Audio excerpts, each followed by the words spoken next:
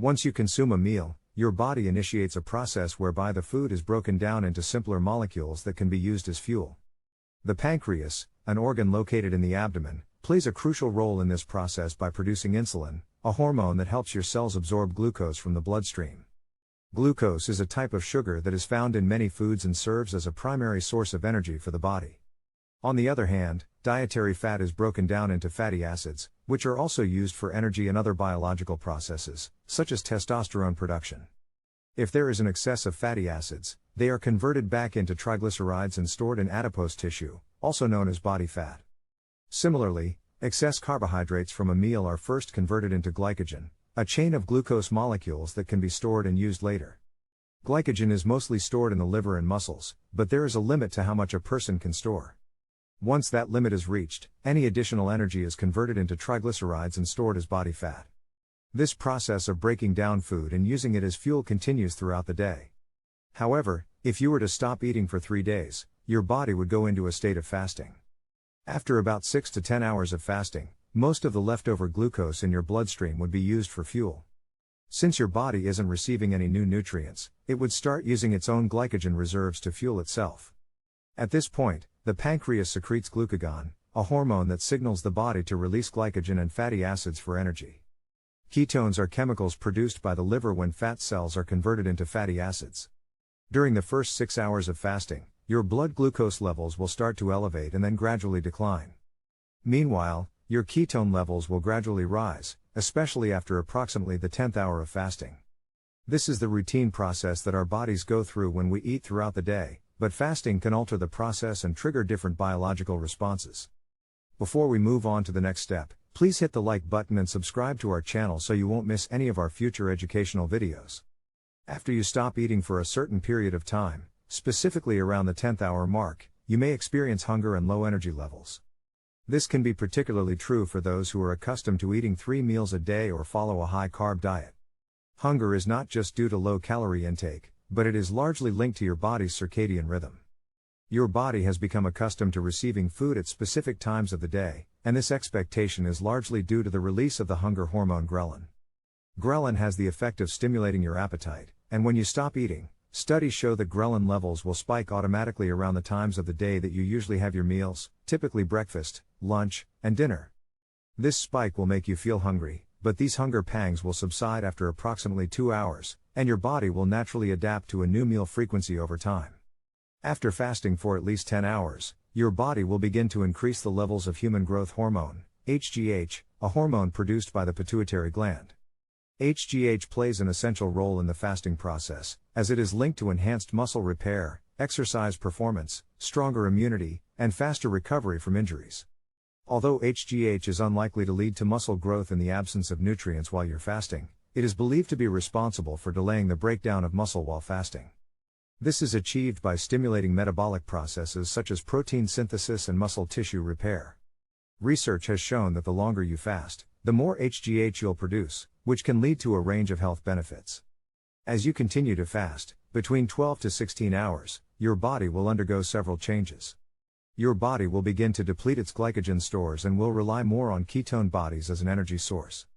During this time, you may also start to feel cold, as your body temperature will be lower due to the absence of food digestion. Research has shown that the initial period of fasting provides several benefits to the body. Several studies have been conducted on people fasting during Ramadan, a Muslim holiday where individuals abstain from food from dawn to sunset every day for a month. These studies provide valuable insight into the benefits of fasting for 10 to 17 hours daily on the human body. The findings from these studies show significant improvements in weight management, digestion, and cholesterol levels. Fasting has also been found to significantly decrease inflammation markers associated with a number of diseases such as homocysteine, C-reactive protein or CRP, and total cholesterol.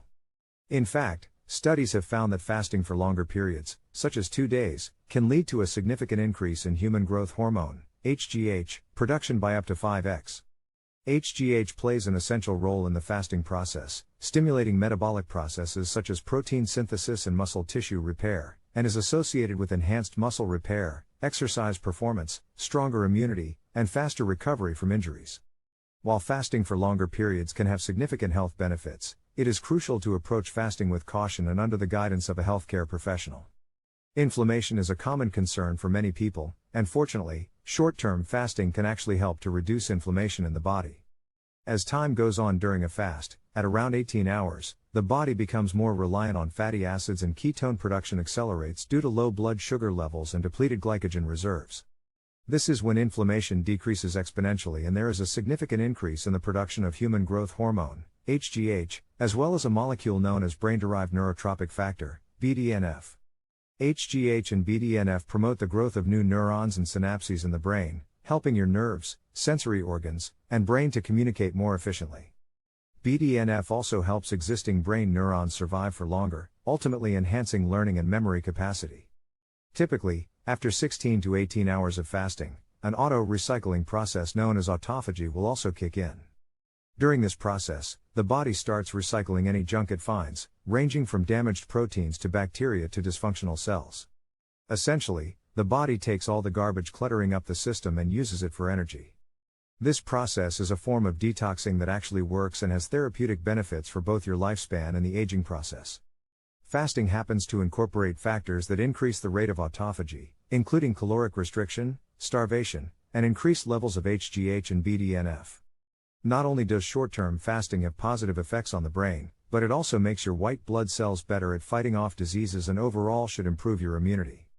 However, when you fast for an extended period, such as a week or longer, you can actually harm your immune system due to malnutrition. After the initial 24 to 32 hours of fasting, it is highly likely that your scale will show some weight loss. This weight loss is mainly due to water loss resulting from the depletion of carbohydrates, as well as some fat loss. If you continue to fast for 48 hours, there are additional benefits for your mood, mental clarity, and focus. On the longer run, you may experience headaches, low energy levels, aches and pains throughout your body, and digestive issues. However, these things are likely to improve over time as you adapt to fasting. Once you get to about 3 days of fasting, the processes of enhanced immunity, autophagy, and reduction in inflammation continue to add an even deeper level of benefits. At some point, however, the cons of extended fasting start to outweigh the pros. Without medical supervision, fasting for 3 complete days is extremely hard for most people. After 72 hours, not only will the body be much more likely to start breaking down muscle tissue, but it might also start leading to vitamin and mineral deficiencies as well as digestive issues. Research observing a 41-year-old man fasting for 40 days gives amazing insights into how a 3-day fast can be better than fasting for a longer time period. In this study, we can see that ketones are produced in greater quantities during the first few days of fasting, and after the 5th day, the levels are more or less neutralized. After that, the rate of weight loss slowed down. It seems that you get the most out of ketosis during the first few days of fasting. This also guarantees that most of the weight loss will come from stored fat rather than muscle mass. Up until the 3rd day, your body attempts to avoid protein catabolism and muscle breakdown, and instead tries using ketones to take over as the primary energy source. After 3 days, however, we have 3 indicators that show us that the body might have to resort to breaking down muscle tissue to fuel itself. First, we have a study that demonstrates that by the 3rd day of fasting, the glutamine concentration in skeletal muscles falls by 34%. Glutamine plays a major role in maintaining and fueling lean muscle mass. Its role is to stimulate the absorption of other amino acids by the muscles and increase the rate of protein synthesis. So when glutamine levels drop, it means the rate of muscle breakdown will increase in its relation to muscle protein synthesis. This is a recipe for muscle loss. The other 2 indicators are negative potassium and nitrogen balances, which worsen after the 3rd day. First, potassium is paramount to maintaining muscle mass, and when it's low, it leads to muscle weakness and cramping. To avoid this, you can supplement your fasting with potassium, which has been shown to have amazing effects on muscle maintenance.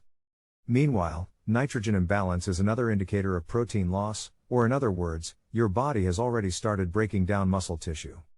Remember, fasting is not a magic bullet for weight loss or overall health. It's just one piece of the puzzle, and it should be combined with other healthy habits like regular exercise, a balanced diet, and stress management techniques. If you have any questions or comments about fasting or anything else related to health and wellness, feel free to leave them in the comments section below. And don't forget to subscribe to our channel for more informative videos like this one. Thanks for watching.